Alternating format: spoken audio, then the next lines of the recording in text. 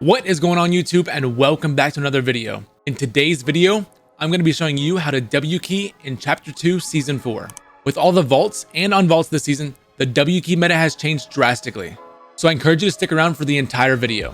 And if you find anything in this video helpful or learn something new, don't forget to drop a like and subscribe to the channel. Without further ado, let's get right into the video.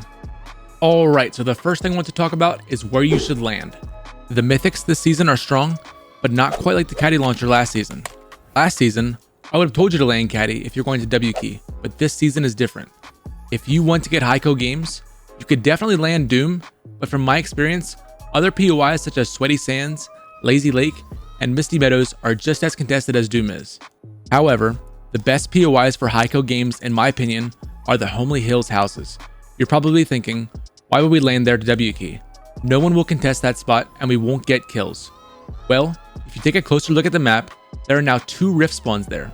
So, what I like to do is loot a house or 2 super quick, get a basic loadout and some shield, then hit the rifts and dive right on fights in Doom. Without a doubt, you will have health and a loot advantage as long as you get there before a team opens the vault. But, like I said, other POIs are just as contested, so don't be afraid to land somewhere other than Doom. Now that you know where to land, let's talk about the Season 4 WKey Loadout. The first thing you want to focus on is your shotgun. And if you played it all this season, you know that you have a few options. And the answer to the best shotgun is without question the pump. No other shotgun compares at the moment. I know a lot of you probably like the combat coming back, but at the moment of making this video, the combat is the worst shotgun in the game. In all honesty, I would take a gray pump over a gold combat without hesitation. Therefore, you need to focus on getting a pump and upgrading it to purple as soon as possible. Having a shotgun that can one-shot headshot is crucial if you're trying to effectively WKey. You don't always have to find a pump though. This season, charged shotguns can now be side graded to pumps for just 20 of each material. So if you find a purple charge, you just need an upgrade station and 60 mats and boom, you've got a purple pump. An EU pro player by the name of saevid doesn't even land anywhere hot for arena and still gets 15 plus kill arena games all the time. If you watch him, all he does is focus on getting a purple pump before he even thinks about pushing anyone.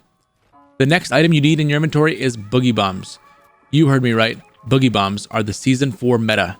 Watch any pro player and they will pick up boogie bombs almost every time they see them. However, you need to use them correctly. Players are starting to adapt already to being boogied and protecting themselves much more. One of my favorite players, Rogueshark, is so good at baiting his enemies to open edits and tossing perfect boogie bombs. I'll show a few clips here.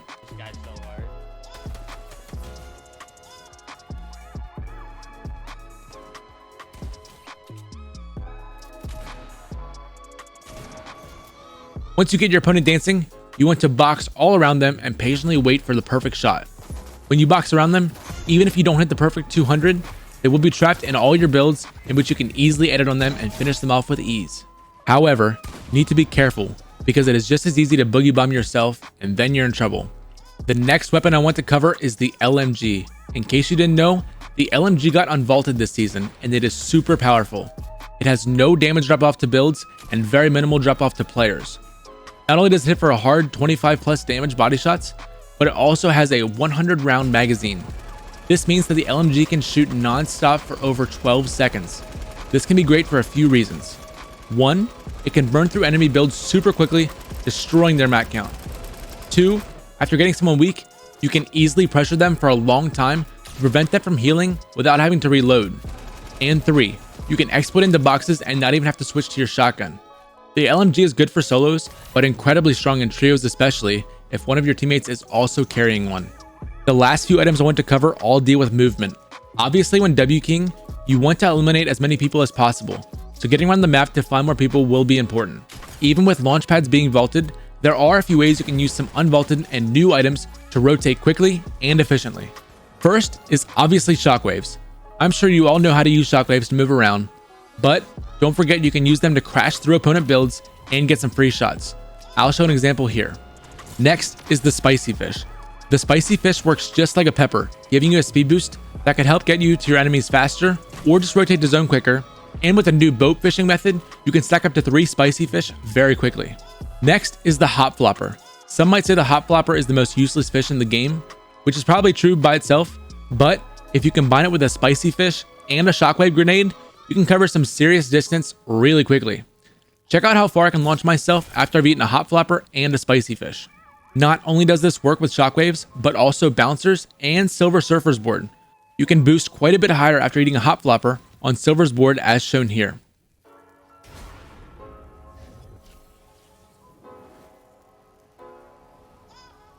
Silver Surfer's board is also an effective method of exploiting into boxes, as you can see King do here.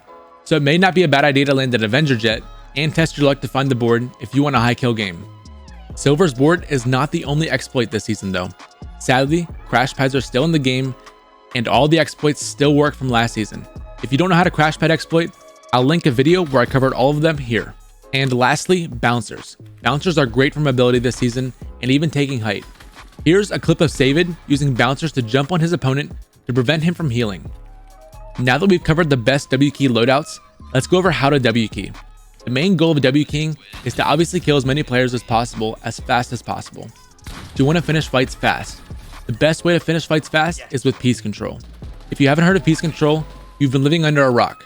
But if you haven't heard of it, it's the act of placing as many builds around your opponent as possible to prevent them from escaping. One of the best players to watch for this is saevid. I'll show a nasty clip of saevid's peace control here.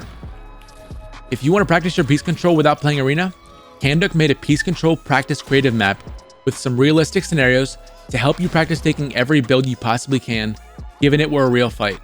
I'll put the code for this map on the screen here and link it in the description. The next thing I want to talk about is the difference between playing aggressive and playing stupid. This difference separates great players from good players. Watch how Rogueshark gets this player so weak, but he does not chase and fall into his opponent's right-hand peek because he knows he will get one-pumped. This is a perfect example of playing aggressive, but not dumb. You also don't want to take every fight possible. Only take fights where you know you have the advantage. Set yourself up with an advantage by focusing on an AR beam before you push. If you crack a shield, then it will probably be a good fight to push. If you miss all your shots, or only get 1 or 2 tags, then it may be best to just let that player go before you get third-partied or pinched. Before we get into my last tip though, if you made it this far in the video, I want to say a big thank you to you. So go ahead and comment the letter W down below so I can see who watches my videos the whole way through. The last tip I have for you is to watch pro players. With each update, the meta is evolving. All these pros play the game 12 hours a day, learning new strategies and exploits all the time. Also, most of them stream their games on Twitch or upload to YouTube.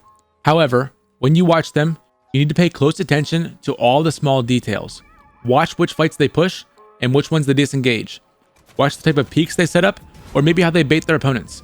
It's the smallest details that separate the good from the best, so pay very close attention. That is going to be all for this video. Shout out to all these people who use my creator code Milano. If you want to shout out my next video, send me a picture of using my code to my Twitter or Instagram. If you found this video helpful or learned something new, don't forget to drop a like, subscribe if you're new, but until then, I will see you all in the next one. Peace.